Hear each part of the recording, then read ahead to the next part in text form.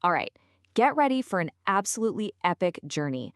We're going to rewind the clock way back, 4.6 billion years to be exact.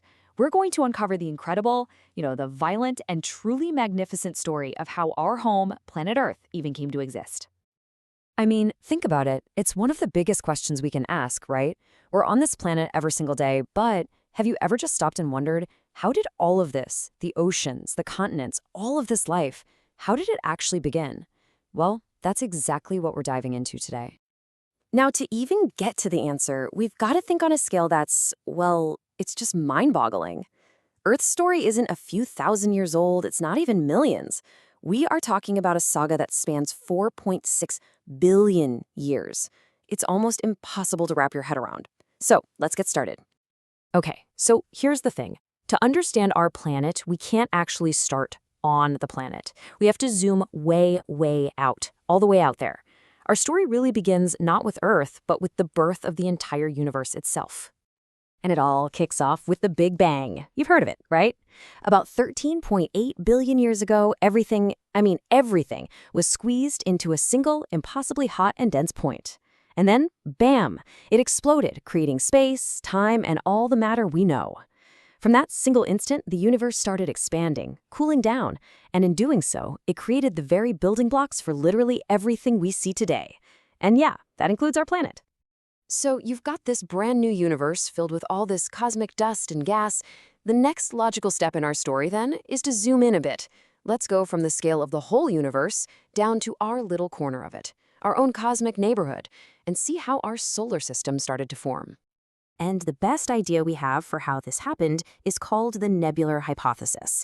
It goes way back to thinkers like Immanuel Kant and Pierre Laplace. And the core idea is pretty straightforward. Our entire solar system was born from this gigantic, spinning cloud of gas and dust. They called it the solar nebula. So how does a cloud of dust become a solar system? Well, it happens in a few key steps. First, gravity, the ultimate cosmic force, starts pulling this massive cloud inward on itself. As it collapses, it starts spinning faster and faster, kind of like an ice skater pulling their arms in. This flattens it out into a huge disk. Right in the middle, it gets super hot and dense, so hot that nuclear fusion kicks in, and just like that, our sun is born. And all that leftover stuff still spinning around in the disk, that's the raw material for all the planets, including ours. Okay, so the sun is lit. It's the star of the show right there in the center. The stage is officially set for the planets to start forming. So let's zoom in even more and focus on our own proto-Earth. And believe me, the process that built it from tiny little specks of dust was, well, it was incredibly violent and chaotic. The name of the game here is accretion, and you can totally think of it like a snowball effect, but on a cosmic scale. You have these tiny particles of dust and rock in that spinning disk, and they start bumping into each other and sticking together. These clumps get bigger, forming what we call planetesimals. Basically, they're like baby planets. And for millions of years, these planetesimals just kept crashing into each other, merging, getting bigger and bigger, until eventually, you have the early Earth. Now, this early Earth was not a pleasant place. It was just a molten ball of rock, and all that heat from those non-stop collisions caused something amazing to happen, a process called differentiation. Think of it like a salad dressing separating. All the heaviest stuff, like iron and nickel, sank right down to the middle to form the core. The lighter materials floated up to form the mantle, and then the absolute lightest stuff cooled on the very top to form the crust. And that's exactly how Earth got its layers, core, mantle, and crust that we still have today. But just when you think Earth is starting to get its act together, the story takes this incredibly dramatic, violent turn. A single cataclysmic event was about to happen that would change our planet forever and give us that beautiful, permanent companion we see in the night sky. See, back in the chaos of the early solar system, our little planet wasn't the only thing in its orbit. There was something else, a massive protoplanet, about the size of Mars today, and it was on a direct collision course with Earth. And scientists have a name for this ancient world, Theia. And this is where we get the giant impact theory. Theia slams into the early Earth. It's a collision so huge, it vaporizes rock and blasts this enormous cloud of debris out into orbit. And over time, gravity does its thing, pulling all that debris together into a ball, which became our moon. This theory is brilliant because it explains so much, especially why the moon rocks the Apollo astronauts brought back are so similar to Earth rocks. It's because the moon is, quite literally, a piece of our own planet.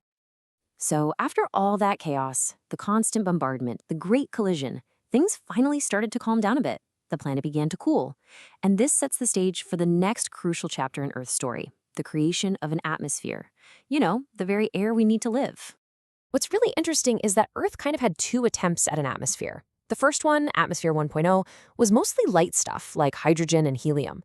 It didn't last long, the solar wind just blew it right away. But then came Atmosphere 2.0. This one was way more robust, and it came from inside the Earth itself. Volcanoes were erupting everywhere, just spewing out gases, tons of water vapor, carbon dioxide, and nitrogen. This created a thick, new blanket all around the world. But hold on, this new atmosphere still wasn't breathable for us. It needed a few final life-giving touches, and they came from two major sources. First, as the planet finally cooled down, all that water vapor in the atmosphere, and there was a ton of it, started to condense and fall as rain. And we're not talking about a little shower. This was a downpour that lasted for centuries, slowly filling up the low spots to create the first oceans. Then, something absolutely amazing started happening in those new oceans. Early life forms, these tiny cyanobacteria, started doing photosynthesis.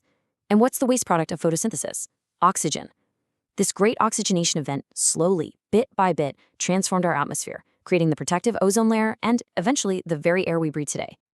So let's just recap. We've gone from cosmic dust to a fiery molten ball to a water world with a breathable atmosphere.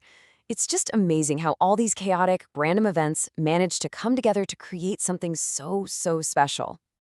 And this timeline here really puts it all into perspective. It's a great recap of this whole 4.6 billion year journey. You can see it all laid out, from the Big Bang itself, to our sun and the planets forming, then that violent birth of Earth and the moon, and finally, the atmosphere and oceans that literally set the stage for life. And really, all of this is what leads to Earth being called the Goldilocks planet. You know the story, right? Not too hot, not too cold, everything is just right. Its whole chaotic history left it at the perfect distance from the sun, with liquid water, a protective magnetic field shielding us from nasty solar radiation, and of course, a stable atmosphere with plenty of oxygen. It's the perfect recipe for life as we know it. But you know, being a Goldilocks planet wasn't just some lucky accident. It's the direct result of this entire, unbelievably long and complicated history we've just talked about.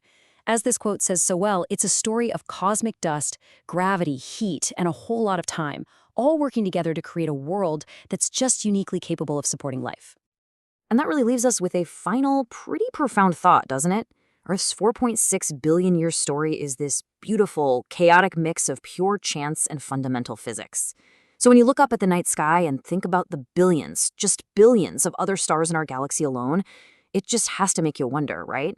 How many other worlds like ours are out there, just waiting to be found?